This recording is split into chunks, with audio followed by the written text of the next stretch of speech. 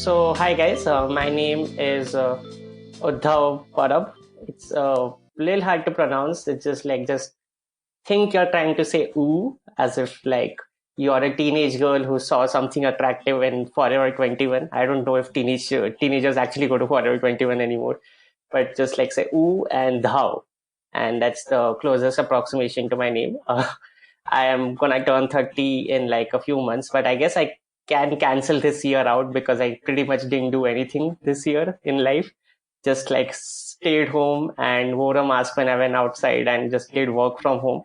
Apart from that, I work as a writer for ads and podcast for this app called GeoSavan, which is like the closest approximation I could give to most people around the globe would be like this is like India's version of Spotify. It's a great music app with a lot of podcasts, and I work with them. And I also moonlight as a stand-up comic and a photographer. And I guess I always had a lot of mental health issues, but I just presumed that this is what life is like for everyone, especially for kids who grew up having a little bit of a rough childhood, who were shy. Like I think I was pathologically shy. I grew up without friends for a good part of my life, and I thought like most creative introverted individuals go through this.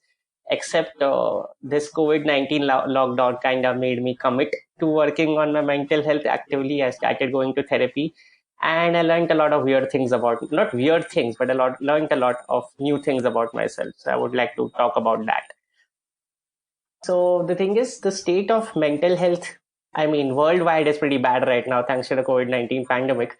But the state of mental health, and especially mental health facilities in India, has always been pretty fucking horrid. There is no other way to put it. Because like I did some cursory research, and I don't remember the exact number, but for every 100,000 people we have in India, there are only 0.32, and that's a decimal there, so it's like 0.32 mental health professionals out there, which is like hilarious. And apart from that, there's conventionally been a lot of stigma in India and also worldwide to go into therapy, because I guess the movies here didn't do a good job of showing people with mental health issues.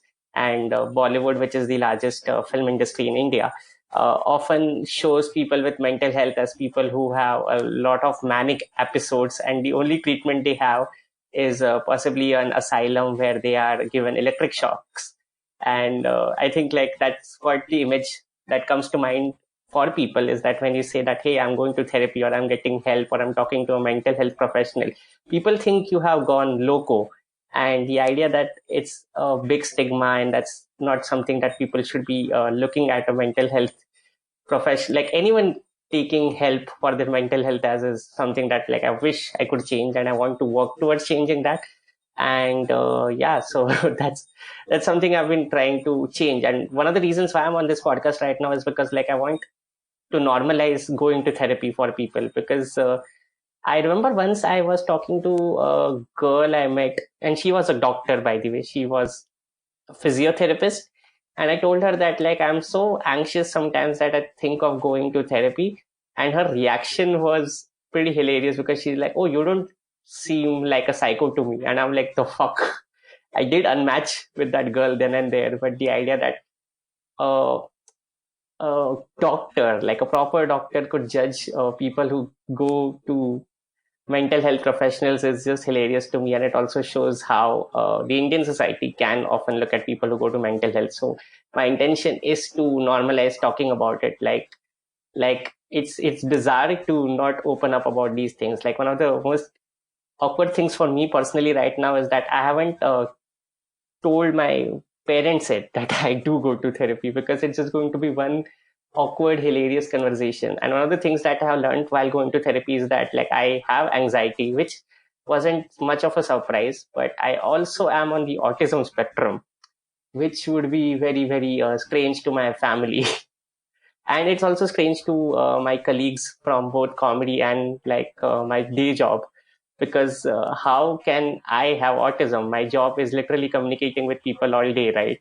And yeah, so that's been one exciting learning curve for me to actually open up about the fact that anyone could have mental health issues that could be undiagnosed. And even if you don't have any mental health issues, even if you don't have anxiety, even if you aren't depressed, it's always good to talk to a professional who's not going to judge you, who's going to listen to you without any judgment, without any interruptions. And one of the things I realized while talking to my therapist is that she's possibly the only person who's just listening to listen. What happens when you're talking to our friends or family is that they really are trying to fix you. And honestly speaking, they may not be the right people capable of doing something like that because they just don't have the background to, listening professionally. And that's one of the things which I learned while going to therapy is that like the way a therapist listens to you and the way your friends and family, even like your own partner might listen to you, would be entirely different. So that's something that I learned. And I would highly recommend that people just go for one session and see if it helps you. And I really lucked out because I found a great therapist on the first go. People liken the process of finding a therapist as dating because you have to try a bunch of times before you find someone you're comfortable with. I really lucked out big time. That has never happened to me while dating. I've had a pretty trashy streak when it comes to dating. I meet a lot of people who are wrong for me a lot of times. So I think I really lucked out when I found a great therapist on the first go. But I would recommend everyone just like go to a therapist whenever they feel stressed out or anxious, or like just give it a try once in life. Because I think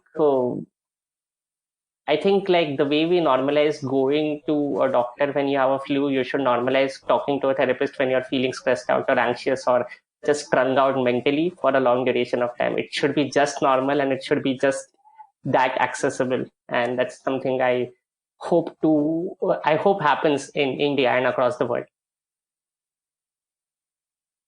Is there anything else you want to share? To be like, if I have to talk about the Indian mental health scene, then I think No, one of you the don't things have that to. no, I mean, like it's. I Oh, think you and the listeners would find this very fascinating.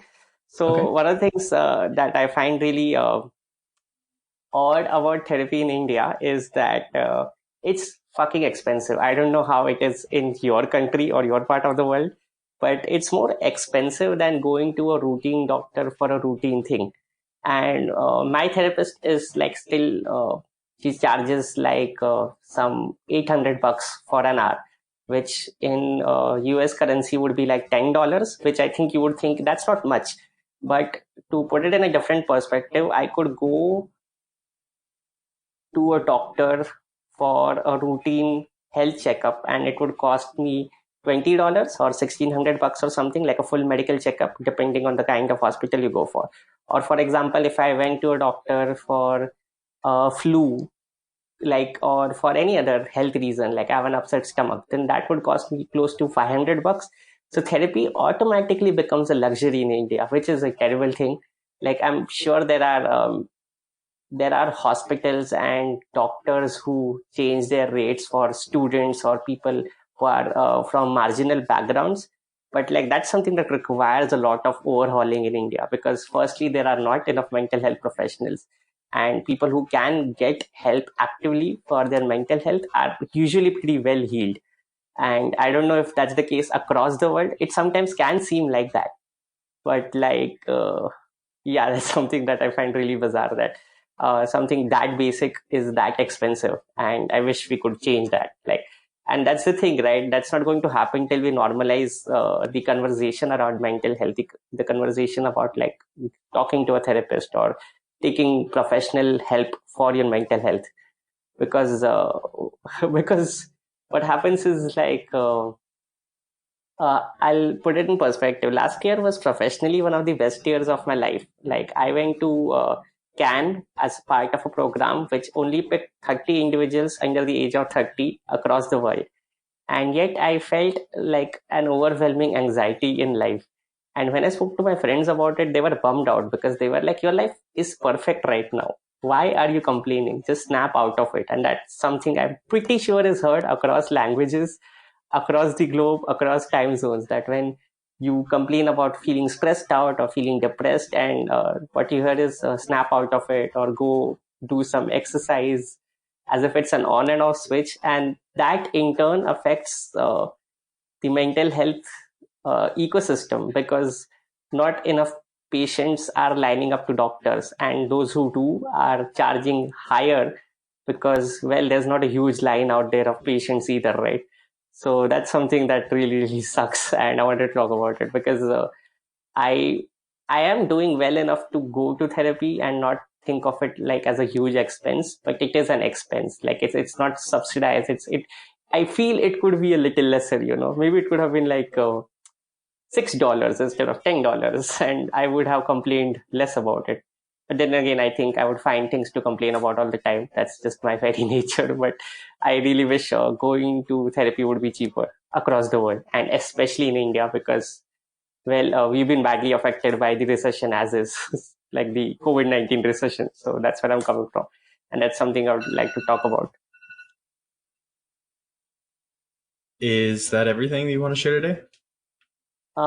Yeah, sure. And I just like in closing, thank you for having me. And I really, really hope that more people are inspired to get help and then they talk about it openly because I just think like I just uh, to draw a really really bad analogy, you know how people like I'm pretty sure you have friends who go vegan or they go on a keto diet or they start working out and they just don't stop talking about it, and it becomes a little bit annoying, right?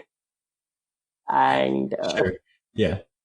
I want people to talk about going to therapy and getting better with respect to their mental health like that. Like I think that should be normal. I want that to be the new normal. I know the phrase new normal is like really, really annoying right now for the world, but like I think working on your mental health should be the new normal. And I'm glad your podcast is kind of help push that conversation. So thanks for doing this and thanks for having me. Yeah, I love that idea of making it so normal that it's almost annoying. Um, Thank you so much I for being mean, on. yeah. Oh, go ahead, please. I mean, like, I think, like those t-shirts people wear, or like that, the fact that, like, these fitness driven people became annoying. I think it takes some times, right? Like, I think it became annoying in the past 5 years. So I think, like, it would be like a slow curve for mental health to become annoying, right? Like, people bragging about going to therapy since they were 13 or something. Like, I think it would, like, take some time, like, to hit peak. So I'm hoping we start soon. Yeah, absolutely. Well, thank you so much for coming on to Silent Journeys and sharing your journey with mental health. I really appreciate your perspective and everything you've had to offer today. Awesome. Thanks, man. Thanks for having me. And take care and wear a mask, I guess. Definitely.